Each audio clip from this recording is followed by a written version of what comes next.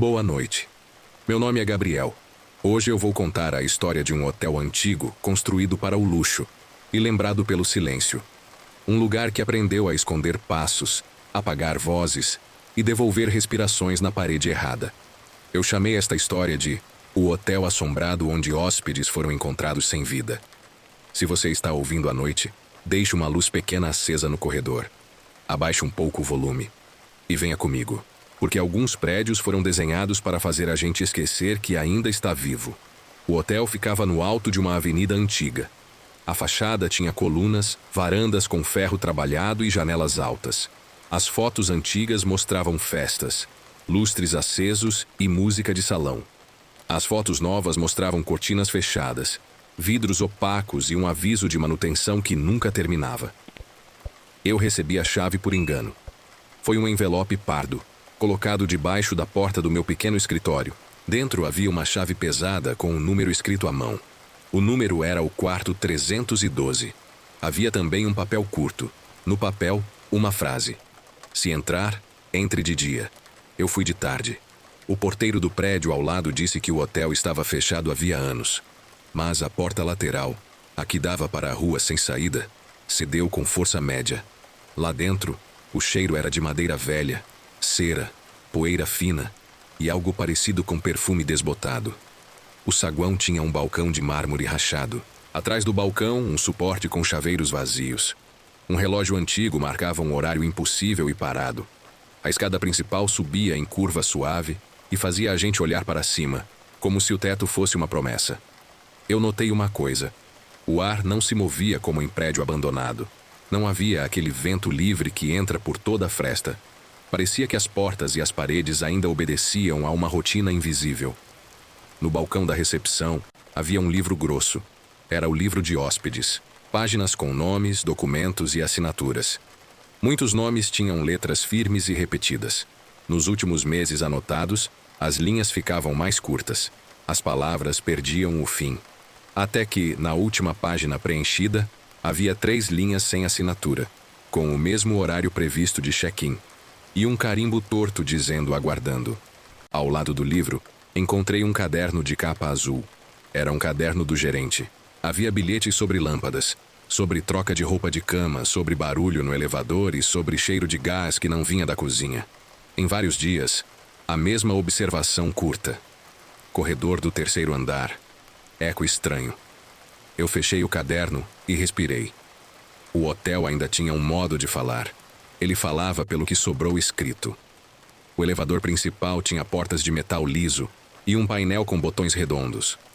O vidro do mostrador estava trincado. Mesmo desligado, o elevador parecia atento. Eu apertei o botão do térreo só para sentir.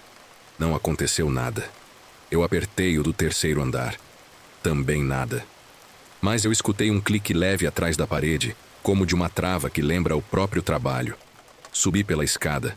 No primeiro patamar, um espelho grande estava coberto por lençol. Eu levantei um canto. A moldura era de madeira trabalhada, e a prata do espelho tinha manchas que comiam as bordas.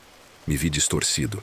No segundo patamar, havia um armário embutido com prateleiras vazias e cheiro de lavanda antiga. No 3º patamar, o ar mudou. Ficou mais frio na altura do peito. Eu parei um pouco. Olhei para o corrimão.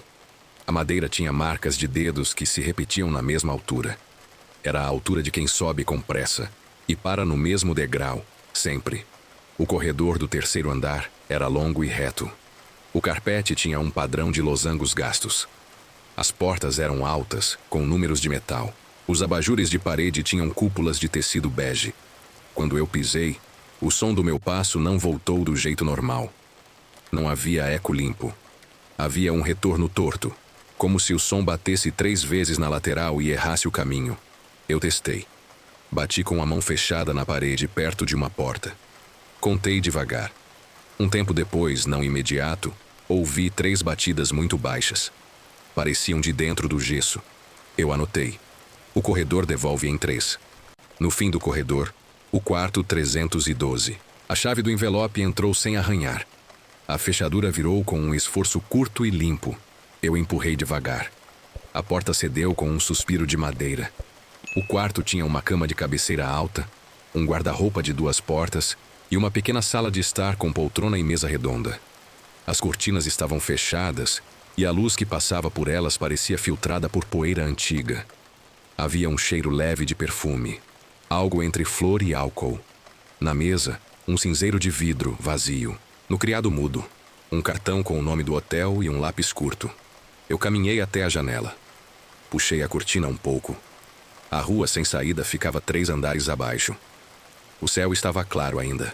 Quase noite. Quase dia abandonado. No banheiro, o azulejo tinha desenho miúdo e claro. O espelho estava limpo demais para um lugar fechado. A torneira, quando aberta, cuspiu um fio de água com cheiro de cano antigo. Depois parou. A banheira de ferro fundido tinha uma linha de poeira no contorno. Alguém havia passado um pano ali tempo atrás. Voltei ao quarto e me sentei na beira da cama. O colchão não afundou muito. Era firme, como os colchões de hotel de outros tempos. Encostei a mão no lençol. A textura era seca, quase áspera. Nessa hora eu ouvi 3 batidas curtas vindas do corredor. Não eram fortes, eram certas. Eu levantei, fui até a porta, encostei o ouvido. O corredor estava quieto. Fiz o mesmo na parede lateral. Do outro lado, o quarto 313. Não havia som de gente. Havia o som do prédio dizendo, estou aqui. Eu voltei ao saguão para procurar mais. Atrás do balcão, encontrei uma gaveta que não estava trancada. Dentro, havia uma lista de verificação, com horários, andares e observações. Na coluna do 3º andar, algumas anotações se repetiam. Luzes piscando, pressão baixa na tubulação, portas que fecham sozinhas, relógios atrasando. No fim da página, 2 nomes de quartos estavam marcados com caneta vermelha. O 312 e o 313. Ao lado do 312, uma palavra. Retorno. Ao lado do 313, outra palavra. Voz. Eu dobrei a lista e guardei no bolso. Subi novamente. A porta do 313 não abriu com a chave do 312. Tentei o truque simples de empurrar e puxar. Nada.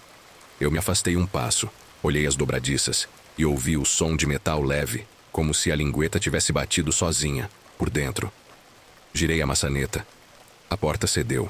O quarto tinha a mesma planta do vizinho, mas parecia ocupado por um ar mais pesado, com um cheiro de pano molhado antigo, sem mofo forte.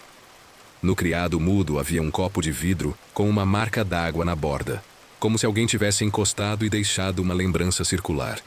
No chão, perto da poltrona, um pequeno papel brilhava. Era o lacre de uma água mineral de hotel. A garrafa não estava ali. A janela dava para o mesmo lado. As cortinas também fechadas. Quando eu puxei um pouco a cortina, senti o tecido frio. Atrás da cortina, dentro da parede, um nicho pequeno com uma grade de ventilação. De lá vinha um fiozinho de ar, não forte, constante. Eu voltei ao centro do quarto. Fechei os olhos e escutei. Havia um som que não era máquina. Era algo entre respiração contida e roupa se mexendo devagar. Abri os olhos. Falei em voz baixa. Quem quiser dizer alguma coisa, diga agora. O quarto respondeu com um estalo de madeira. Depois silêncio. À noite, no meu apartamento, pesquisei em arquivos digitais de jornais antigos. Achei 3 notas curtas com intervalos de anos. A primeira falava de um senhor encontrado sem vida em um quarto do 3º andar, sem sinais de violência, com janela fechada e sem barulho. A segunda falava de um casal que não desceu para o café da manhã. A equipe subiu, bateu, chamou, abriu e encontrou os 2 deitados, sem marca aparente, com a cama arrumada demais. A terceira, já perto do fechamento do hotel, falava de um viajante que reclamou de cansaço, subiu com uma mala leve e não foi visto de novo. A polícia foi chamada. A porta estava trancada por dentro. O relatório dizia sem causa definida. Em um fórum de memórias da cidade, um ex-funcionário escreveu uma frase que me feriu a atenção. Ele disse: no 3º andar, o corredor te pede silêncio, mesmo quando você está sozinho. Eu anotei: silêncio pedido, não imposto. Pedido. Voltei de manhã, cedo. Levei um gravador simples, fones de ouvido grandes, uma lanterna e um termômetro digital pequeno. Escolhi a escada de novo. No 3º andar, parei no meio do corredor, entre o 312 e o 313. Coloquei o gravador no chão, no centro do carpete, e deixei gravando o som ambiente. Sentei no chão, encostado na parede oposta, e respirei devagar. Decidi fazer uma regra para mim. Eu não ia chamar ninguém pelo nome. Eu não ia provocar. Eu não ia bater palma. Eu não ia repetir palavras de comando. Eu ia ouvir. Se o prédio quisesse falar, ele falaria do jeito dele. Passaram alguns minutos. Eu ouvi um som baixo de metal longe, provavelmente cano. Depois ouvi uma série muito discreta de 3 cliques, no mesmo ritmo das batidas da véspera. O ar ficou um pouco mais frio, mais ou menos na altura do meu rosto. Eu contei até 5. Eu respondi em voz baixa. Eu estou ouvindo. Quando levei o áudio para casa e coloquei nos fones, não encontrei gritos. Encontrei algo mais fino e, para mim, mais assustador. Uma respiração que não é de peito. Uma respiração de parede. Ela crescia e diminuía. Não no tempo da gente, mas no tempo do prédio. Entre uma respiração e outra, os 3 cliques voltavam, com distância parecida. Eu repassei vários trechos. Em um momento, bem baixo, quase sumido, ouvi algo parecido com um nome. Não era um nome completo. Era uma sílaba arranhada, algo como Lu. Poderia ser qualquer coisa. Poderia ser apenas a junção de canos e vento. Mas a minha mão escreveu no caderno, por conta própria, uma palavra. Luzes. Voltei ao hotel com essa palavra na cabeça. O quadro de luz do 3º andar ficava dentro de um armário alto, com uma porta de metal.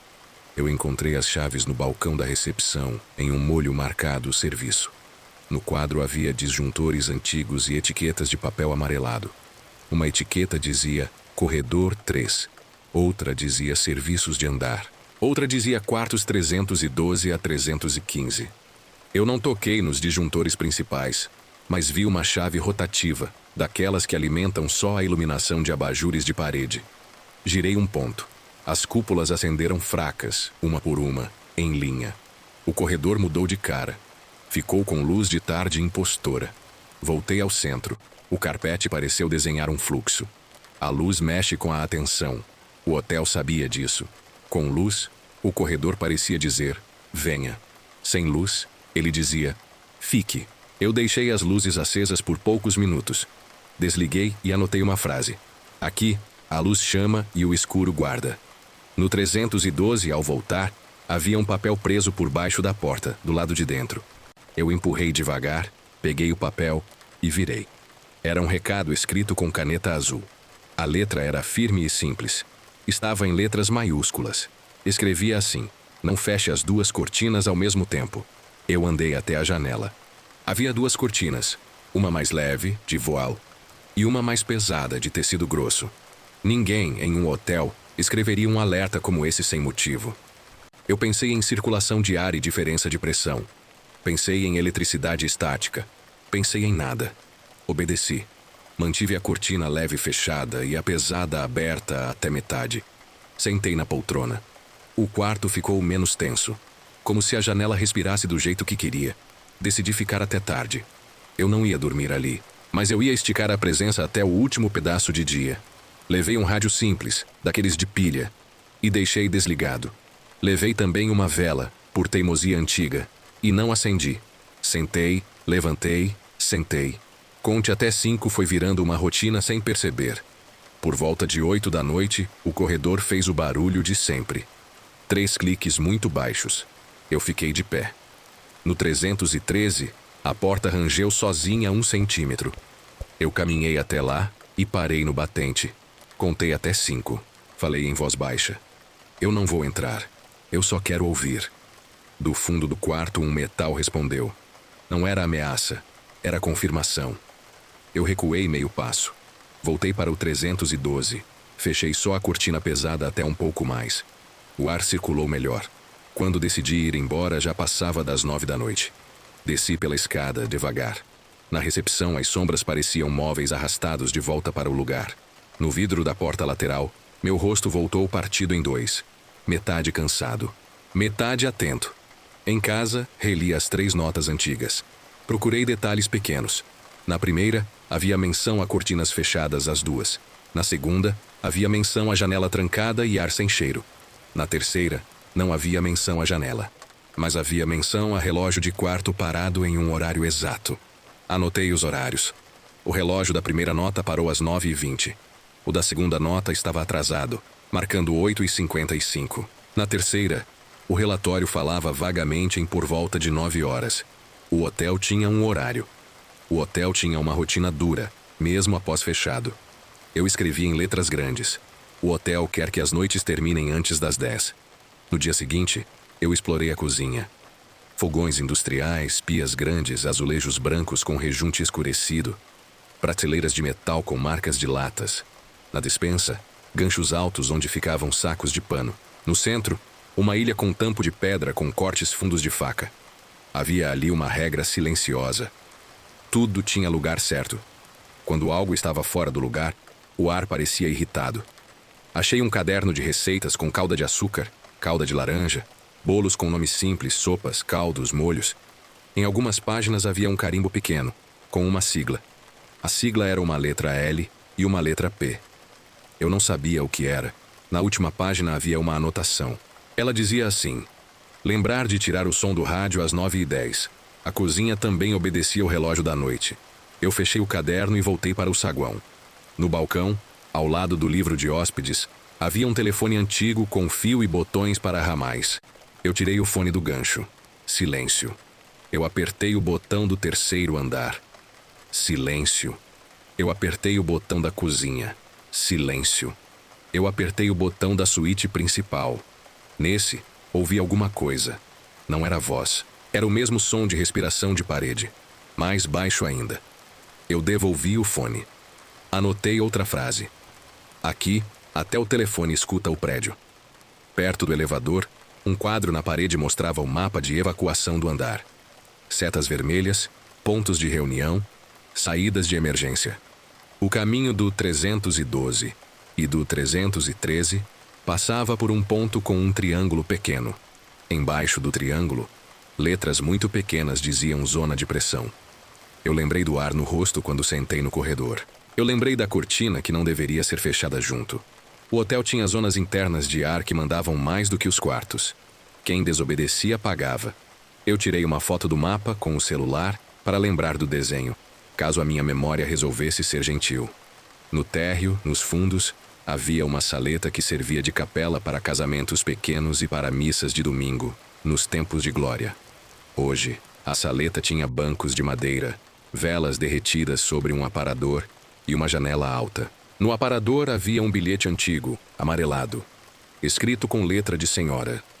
Dizia: não responda na primeira chamada. Eu sentei no banco da frente. Contei até 5. Senti um vento pequeno vindo do piso, como se uma grade discreta deixasse o ar subir devagar. A saleta fazia o mesmo que o corredor. Pedia tempo. Pedia que a gente esperasse um pouco antes de responder. Eu entendi a regra. E comecei a obedecer. Eu decidi uma coisa. Eu não ia esperar à meia-noite. Meia-noite é clichê. O hotel tinha o próprio horário. Eu ia ficar até pouco depois das 9, contudo do jeito que o hotel parecia exigir. Sem bater palma.